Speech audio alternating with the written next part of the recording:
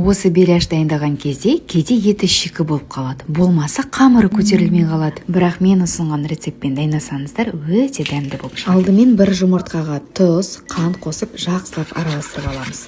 Содан кейін 1 стакан жылы сүт, 1 стакан жылы су құйып, араластырып, үстіне 500 грамм ұн себеміз. Енді жылы суға тұз, қант сеуіп араластырып, 1 қасық дрожжи салып, жақсылап араластырып, 15 минут көтерілгенін күтеміз.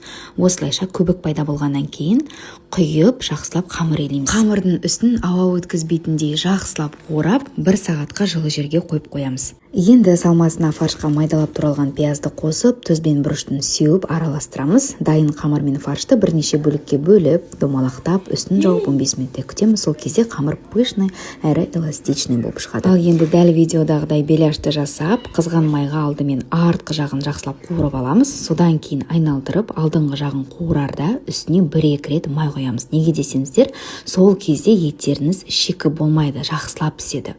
Ал біздің беляшымыз дайын. Мен осы ыстық беляшты БТТ ұсынған тамаша дірімкейінен голд шаймен ішкен болатмын.